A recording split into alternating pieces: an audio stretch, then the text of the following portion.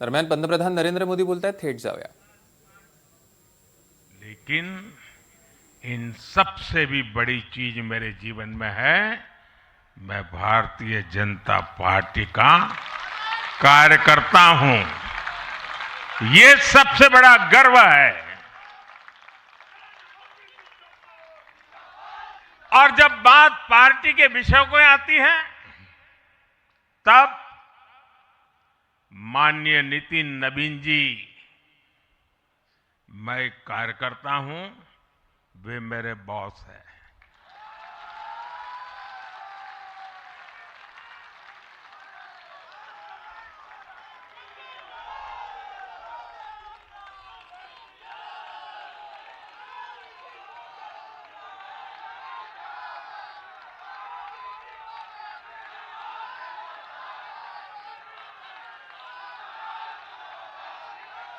अब माननीय नितिन नवीन जी हम सभी के अध्यक्ष हैं.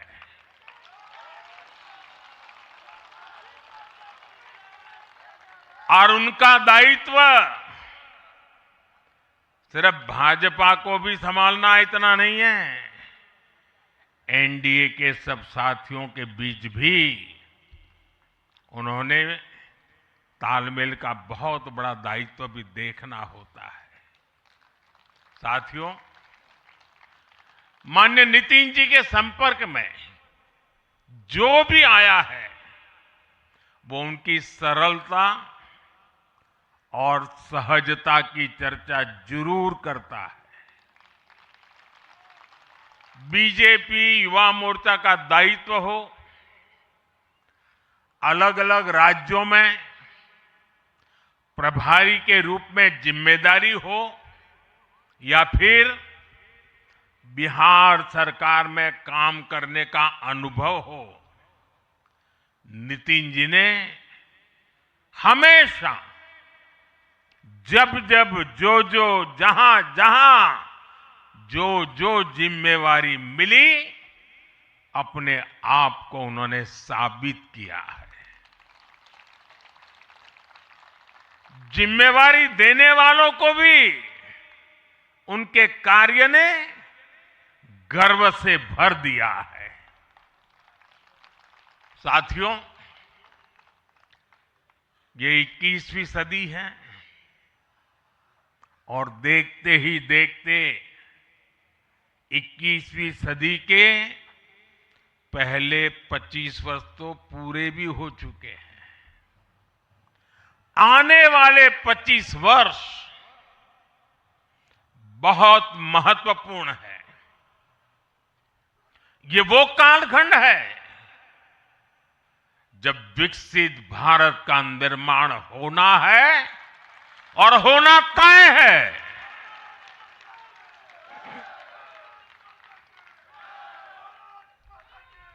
इस महत्वपूर्ण कालखंड की शुरुआत में हमारे माननीय नितिन नवीन जी बीजेपी की विरासत को आगे बढ़ाएंगे.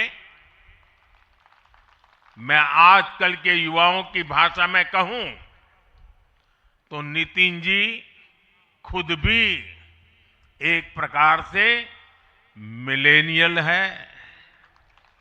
वो उस जनरेशन से हैं जिसने भारत में बड़े आर्थिक, सामाजिक और टेक्नोलॉजिकल परिवर्तन होते देखे हैं. वो उस जनरेशन से हैं जिसने बचपन में रेडियो से सूचनाएं पाई और आज एआई के भी एक्टिव यूजर है. नितिन जी के पास युवा ऊर्जा भी है और संगठन में कार्य का लंबा अनुभव भी है. ये हमारे दल के हर कार्यकर्ता के लिए बहुत उपयोगी होगा. साथियों, इस वर्ष जनसंघ की स्थापना को 75 वर्ष हो रहे हैं. और मैं आज इन 75 वर्ष लगातार लक्षावधि कार्यकर्ताओं ने, अनेक परिवारों ने, अनेक पीढ़ियों ने जो त्याग, तपस्या और बलिदान दिए हैं, मैं उनको आदरपूर्वक नमन करता हूं। जनसंघ रूपी वटवृक्ष से ही भाजपा का जन्म हुआ और भाजपा दुनिया के सबसे बड़ा राजनीतिक दल बन चुकी है। और ये सिर्फ भाजपा के कार्यकर्ताओं के लिए गौरव का विषय है, इतना नहीं है। देश के राजनीतिक समीक्षकों को दुनिया को यह बात बतानी चाहिए कि भारत एक ऐसा देश है जिसकी रगों में इसकी मजबूती से लोकतंत्र चल रहा है, कि जहां दुनिया की सबसे बड़ी पॉलिटिकल पार्टी है। साथियों, बीजेपी एक संस्कार है, बीजेपी एक परिवार है। हमारे यहां मेंबरशिप से भी ज्यादा रिलेशनशिप होती है। बीजेपी एक ऐसी परंपरा है जो पद से नहीं, प्रक्रिया से चलती है। हमारे यहां पदभार एक व्यवस्था है और कार्यभार ये जीवन भर की जिम्मेदारी है। हमारे यहां अध्यक्ष बदलते हैं, लेकिन आदर्श नहीं बदलते। नेतृत्व बदलता है, लेकिन दिशा नहीं बदलती।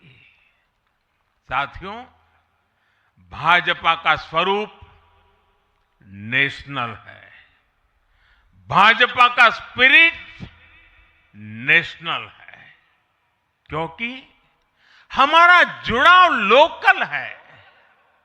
हमारी जड़ें जमीन के नीचे गहरी है।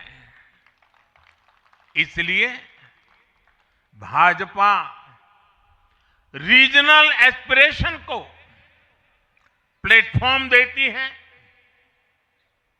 उन्हें नेशनल एम्बिशंस का आधार बनाती है। और इसलिए आज देश के कोने कोने के लोग भाजपा के साथ हैं, भाजपा के साथ जुड़ रहे हैं। और इतना ही नहीं, जो भी अपनी राजनीति का प्रारंभ करना चाहता है, उसको भी भाजपा का प्रवेश द्वार सबसे उत्तम, सबसे सुरक्षित लगता है।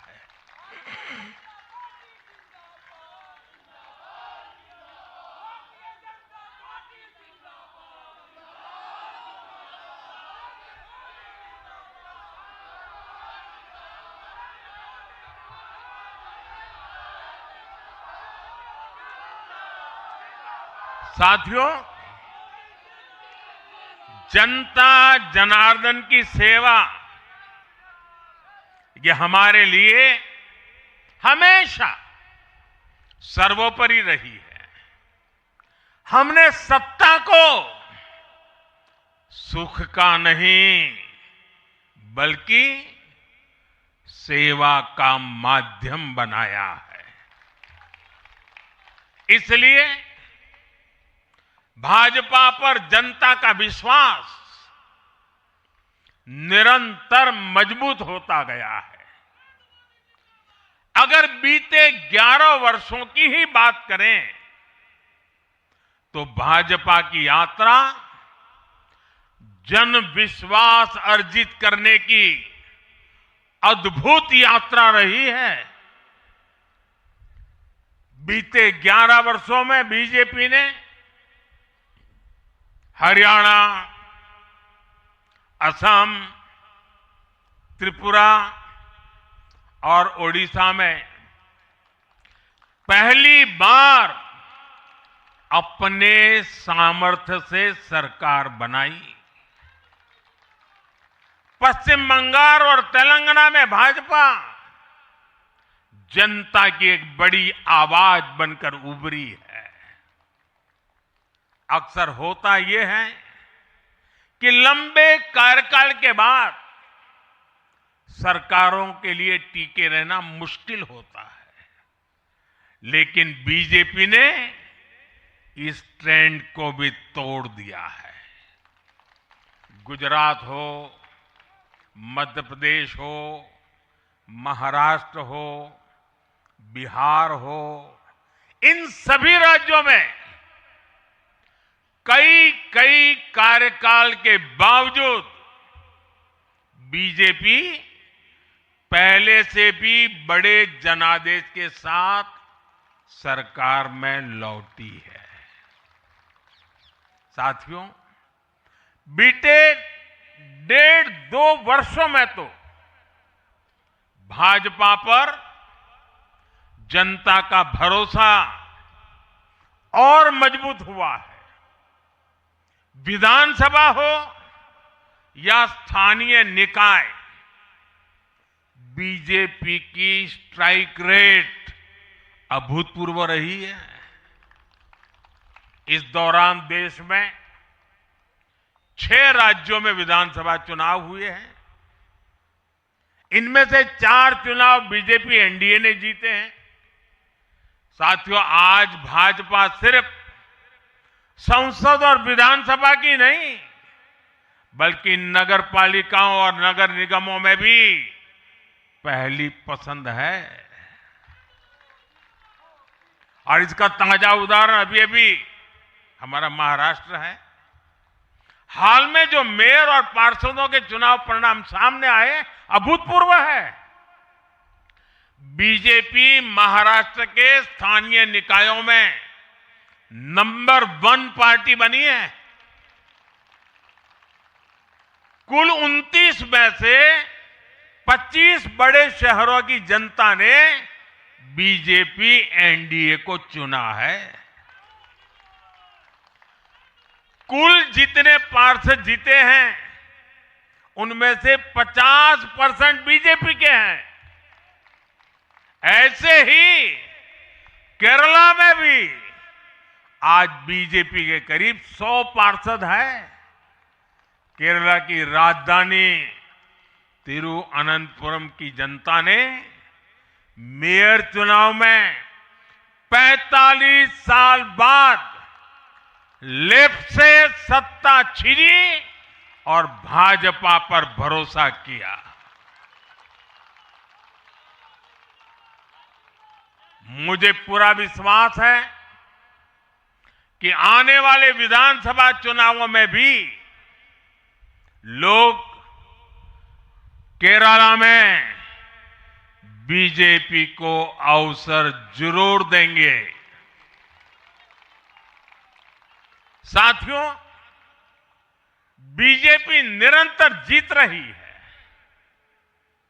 उसका विस्तार हो रहा है।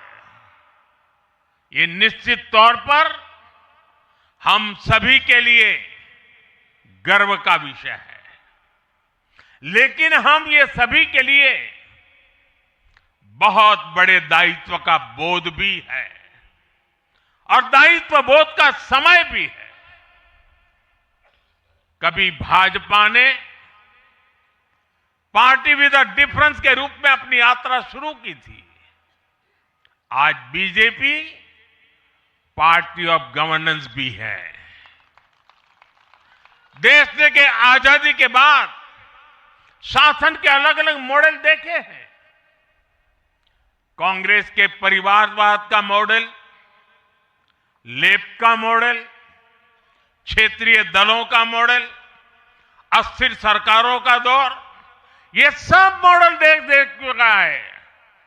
लेकिन आज देश स्थिरता, सुशासन और संवेदनशीलता वाला भाजपा का विकास मॉडल देख रहा है। साथियों, ये भाजपा ही है जिसने सामाजिक न्याय के नारे को सच्चे स्वरूप में जमीन पर उतारा है। हमने गरीब कल्याण की योजनाओं को सरकारी फाइलों से निकालकर गरीब के घर तक पहुंचाया है। साथियों, मैं आपको कुछ उदाहरण देता हूं। आजादी के 70 वर्ष बाद सिर्फ 3 करोड़ ग्रामीण परिवारों तक ही पाइप से पानी पहुंच पाया था। माताओं बहनों की पीड़ा, पानी के लिए उनके संघर्ष की सूध लेने वाला कोई नहीं था। और मुझे याद है, मैं जब गुजरात में राजनीतिक क्षेत्र में नहीं आया था, सामाजिक जीवन में काम करता था, तो हमारे यहाँ एक धंधुका करके स्थान है, वहां मैं जाता था तो वो मुझे वहां के लोग कहते थे कि आप यहां रात को मत रुकिए और जब भी आपका दौरा हो तो सुबह 10 बजे के बाद आइए। नॉर्मली मेरा नेचर रहता था कि हर नए स्थान पर जाकर रात को रुकूं, कार्यकर्ताओं से मिलूं, लेकिन धंधुका वाले मना करते थे। क्यों? वो कहते पानी नहीं है, सुबह हम आपको स्नान करने के लिए पानी नहीं दे पाएंगे। वहां तो कहावत चलती थी, पाएंगे। वहां तो कहावत चलती थी कि बेटी को बंदूकें दो लेकिन धंधुके मत दो, यानी उसको